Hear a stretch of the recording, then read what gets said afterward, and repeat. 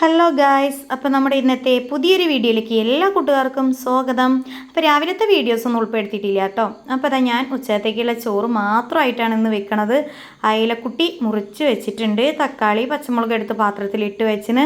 ഇന്നലെ വീട്ടിൽ നിന്ന് പറിച്ചൊരു കുമ്പളത്തിൻ്റെ പകുതി ഞാൻ രാത്രിയിൽ ഉണ്ടാക്കിയിട്ടാ. ഇതാ കുമ്പളം കണ്ട ഗൈസ്. വള്ളിയൊക്കെ ഞാൻ അത് അറുത്തു മാറ്റി കാട് പിടിച്ചിട്ട് അപ്പോഴാണ് അതിൻ്റെ ഉള്ളിൽ നിന്ന് ഈ രണ്ട് സാധനം 3 ഉണ്ടേനി കേട്ടോ. ഒന്ന് ഞാൻ ഇന്നലെ പകുതിയും ഇന്ന് പകുതിയൊക്കെ എടുത്തു. പിന്നെ രാവിലെ വെച്ച ഗ്രീൻ പീസിൻ്റെ കറി ചപ്പാത്തിയാണ് കേട്ടോ ഉണ്ടാക്കിയത്. അപ്പോൾ അതിലേക്ക് ഗ്രീൻ പീസിൻ്റെ കറിയും കൂടെ ഉണ്ടാക്കി.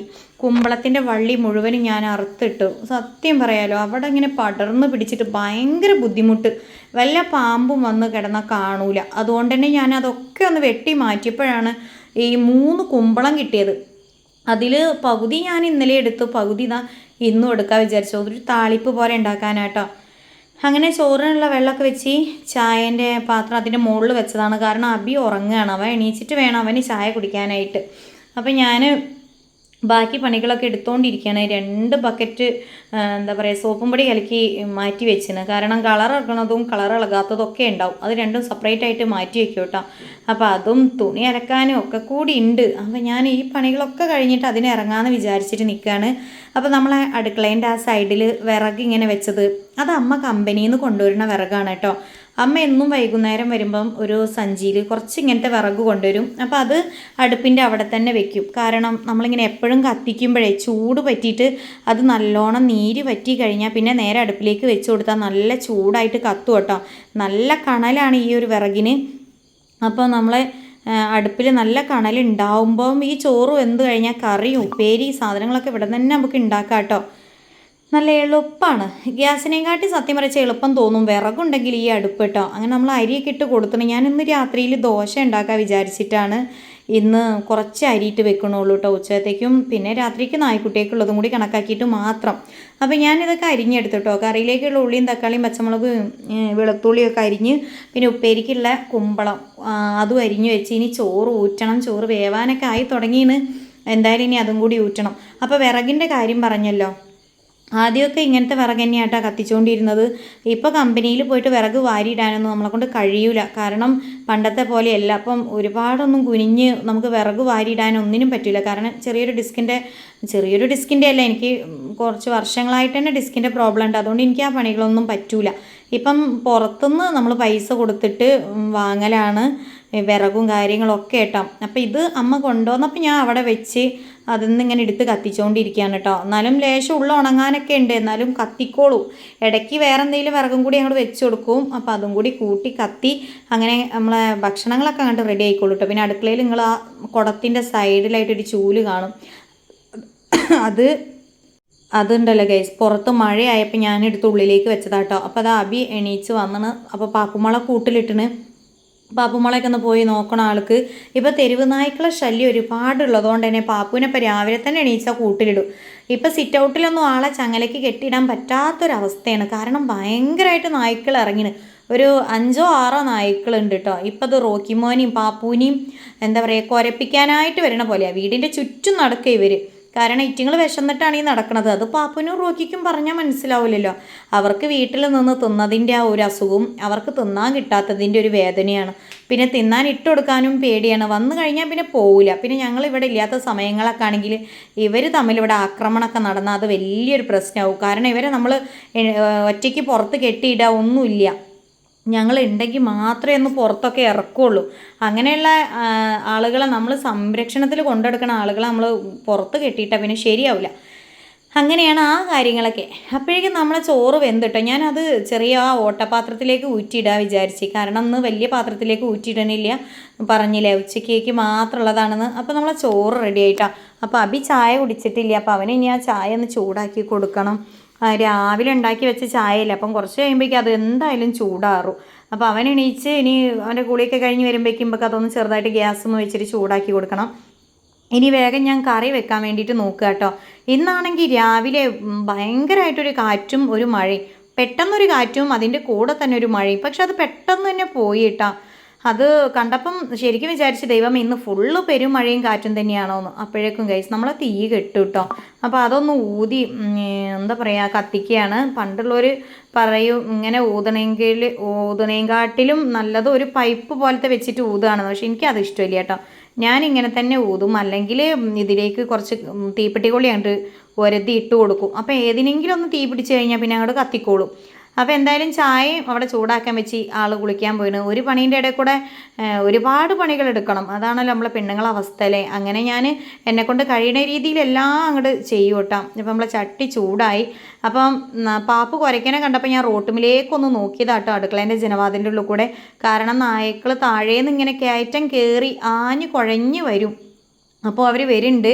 അപ്പോൾ മോൻ അവിടെ ഉള്ളതുകൊണ്ട് ഓടിച്ചോളും. പിന്നെ പാപ്പു കുരയ്ക്കും എന്തെന്നെ കണ്ടാലും. കാക്കയാണെങ്കിലും പൂച്ചയാണെങ്കിലും മനുഷ്യനാണെങ്കിലും പാപ്പുവിന് പിന്നെ കുര അങ്ങോട്ട് മാറൂല. അപ്പോൾ അത് സിഗ്നലാണ്. അതുകൊണ്ട് എന്തുണ്ടെങ്കിലും നമുക്ക് അങ്ങനെ പോയി നോക്കാം. ബാക്കിൽ കാക്കയോ പൂച്ച വന്നാൽ റോക്കി മോനും കുരയ്ക്കും. അതുകൊണ്ട് നമുക്ക് ഒരാളും വന്നു കഴിഞ്ഞാൽ അറിയാതിരിക്കില്ല കേട്ടോ. ആര് വന്നു കഴിഞ്ഞാലും നമുക്ക് മനസ്സിലാകും.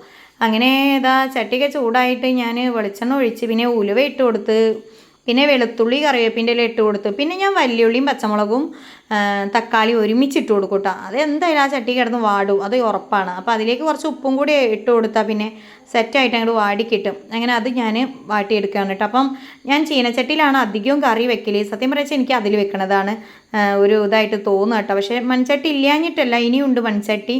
അപ്പം ഞാനൊരു എളുപ്പത്തിനാണ് ആ ചീനച്ചട്ടിയിൽ വെക്കണത് കേട്ടോ. അപ്പോൾ ഇന്ന് എന്തായാലും ചട്ടിയിൽ വെക്കാൻ വിചാരിച്ച് ഒരു ചട്ടിയിൽ നമുക്ക് ഉപ്പേരി ഉണ്ടാക്കാമല്ലോ ചീനച്ചട്ടിയിൽ. അങ്ങനെ ഇത് വാടാൻ വേണ്ടി ഉപ്പൊക്കെ ഇട്ട് വെച്ചിന്. ഇനി നമുക്ക് ഇതിലേക്ക് കുറച്ച് പുളി ഞാൻ ആദ്യമേ എടുത്ത് വെള്ളത്തിലിട്ട് വെച്ചിന് കേട്ടോ. അപ്പോഴേക്ക് കുറച്ച് പാത്രം കഴുകാണ്ട് അത് കഴുകണം. ഇടയിലിടയിൽ ഓരോരോ കാര്യങ്ങൾ ഇങ്ങനെ ചെയ്ത് കൊടുക്കുക. അപ്പോഴേക്കും നമ്മൾ ഉള്ളിയൊക്കെ വാടി വന്ന് അതിലേക്ക് കുറച്ച് മുളക് പൊടിയും കാര്യങ്ങളും. അതിൻ്റെ ഇടയിൽ എനിക്ക് തുമ്മലും മുളക് പൊടി എന്തോ പാറിയപ്പോഴേ. പിന്നെ കുറച്ച് മഞ്ഞൾപ്പൊടി, പിന്നെ ചെറിയ മീനല്ലേ അപ്പോൾ അതിലേക്ക് കുറച്ചും മല്ലിപ്പൊടി മതി കേട്ടോ. ചെറിയ മീനിലൊന്നും മല്ലിപ്പൊടി ഇടേണ്ട ആവശ്യമില്ല. പിന്നെ ഞാൻ ഉണ്ടായപ്പോൾ ഒന്ന് ഇട്ടെന്നുള്ളൂ, ഞാൻ അധികം ഇടാറില്ല കേട്ടോ.